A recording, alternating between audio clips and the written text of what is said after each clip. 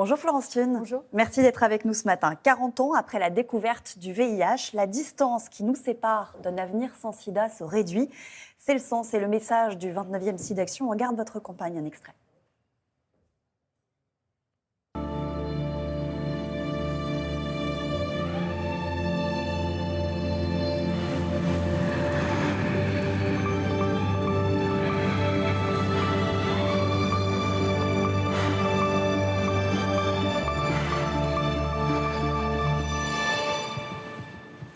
On n'a jamais été aussi proche de jouir d'un avenir sans sida. C'est un slogan fort qui met en scène deux jeunes gens hétéros. Pourquoi le choix de ce clip-là ? On a voulu porter de l'espoir. Aujourd'hui, après effectivement 40 ans après avoir découvert le VIH, on a voulu se projeter dans un monde où finalement ces jeunes n'auraient plus vraiment aucune peur d'entrer dans leur sexualité, aussi finalement d'oublier le préservatif ou autre en se disant un jour on aura un vaccin. Et un vaccin qui effectivement permettrait de se libérer effectivement de ces peurs qu'on a depuis longtemps. On a voulu se projeter sur cette vision. Alors, les jeunes sont au centre de ce clip. L'IFOP a réalisé un sondage auprès des 15-24 ans avant ce SIDAction et on y apprend beaucoup de choses. On y apprend par exemple que seulement 29% des jeunes utilisent un préservatif lors d'un rapport sexuel. Est-ce que ce chiffre vous alarme ? Alors effectivement, on est effectivement inquiet sur cette baisse de vigilance par rapport au VIH. On le retrouve aussi chez les moins jeunes, donc on est doublement inquiet. Oui.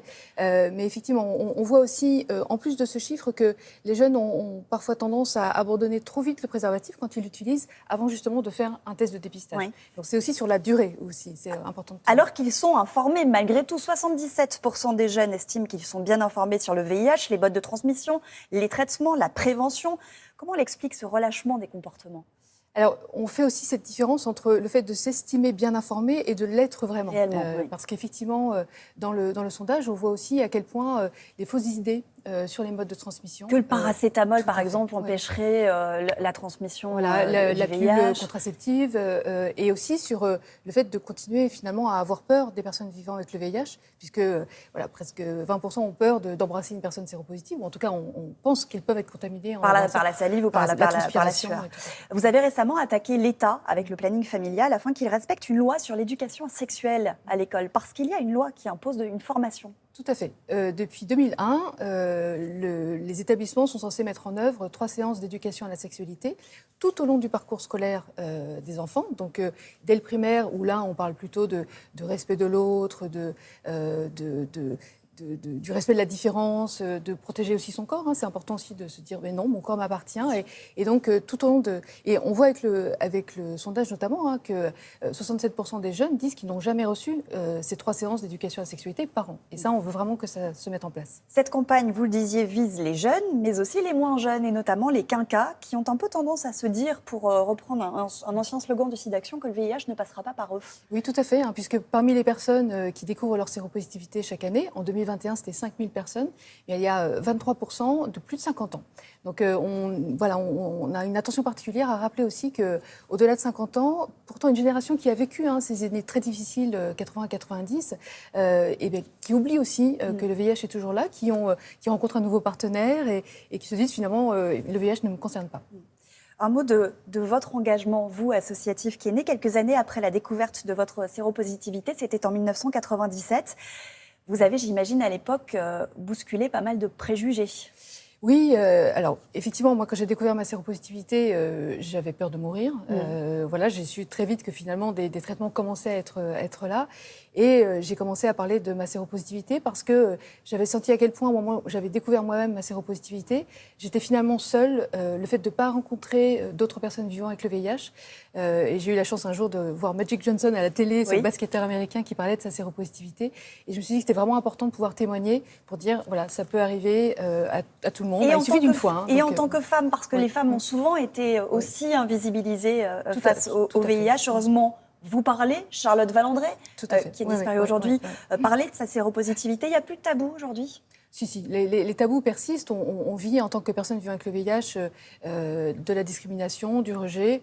On sent encore qu'on a des préjugés par rapport à ce qu'on est, avec des peurs complètement irrationnelles, y compris malheureusement dans le domaine de la santé où J'ai été confrontée il y a soins. quelques temps où une anesthésiste m'a dit vous allez passer en dernier au bloc opératoire parce que avec ce que vous avez, vous me prenez. Or non, je suis sous traitement et en étant sous traitement, il n'y a aucun risque de transmettre le VIH. Alors voilà, ça, on va important le répéter. de le rappeler. Aujourd'hui, comment vit-on avec le VIH? Alors aujourd'hui, quand on vit avec le VIH, on continue à prendre des traitements au quotidien. Néanmoins, ces traitements sont vraiment de plus en plus allégés. Donc certaines personnes prennent juste une pilule par jour. Donc avec déjà moins d'effets secondaires, Tout à fait. Voilà. Moi, j'en prends 3, mais ça me convient aussi. Et puis, on a une nouvelle forme de traitement qui est arrivée depuis 1 an, qui est une forme injectable. Et donc, les personnes peuvent avoir une injection tous les 2 mois, ce qui leur permet d'oublier les traitements, en tout cas pendant 2 mois. Donc, on peut mener aujourd'hui une vie normale.